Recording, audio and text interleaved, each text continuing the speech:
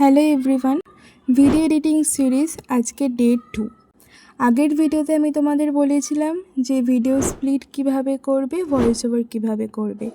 আজকের ভিডিওতে আমরা শিখব ভিডিওতে তোমরা স্মুথ ট্রানজিশন কিভাবে অ্যাড করবে, যাতে ভিডিওটা আরও বেশি প্রফেশনাল দেখতে লাগে। তো আজকের ভিডিওতে যার নাম নেব তার নাম হলো broken. Thank you so much, thanks a lot for supporting.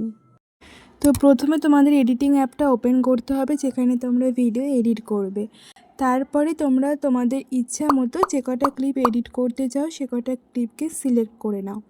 দেখবে দুটো ক্লিপের মাঝখানে একটা করে ছোট বক্স থাকে সাদা কালারের, ওখানে ট্যাপ করলেই তোমরা কিন্তু ট্রানজিশন অ্যাড করতে পারো। এখানে অনেক ধরনের ট্রানজিশন থাকবে, যেমন fade, zoom, slide, blur, spin. যদি ক্লিন আর প্রফেশনাল লুক চাও তাহলে ফেড বা স্মুথ জুম ট্রানজিশন ইউজ করতে পারো। আর যদি একটু সিনেম্যাটিক ফিল দিতে চাও তাহলে ব্লার বা স্লাইড। ট্রানজিশন সিলেক্ট করার পরে একটা ইম্পর্টেন্ট জিনিস থাকে, সেটা হলো ডিউরেশন, মানে ট্রানজিশনটা কতক্ষণ থাকবে।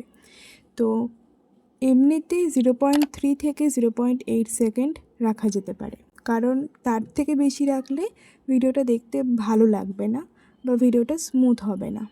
আরও একটা ইম্পর্টেন্ট কথা বলি, সব ক্লিপের মাঝে আলাদা আলাদা ট্রানজিশন কখনোই ইউজ করবে না, একই ধরনের ট্রানজিশন ইউজ করবে, ঠিক আছে?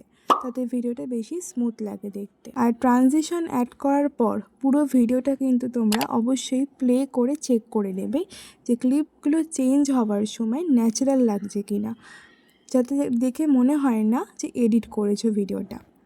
এই ছোট টেকনিকগুলো ইউজ করলেই তোমরা তোমাদের ভিডিওটাকে আরও বেশি প্রফেশনাল আর এনগেজিং দেখাতে পারবে।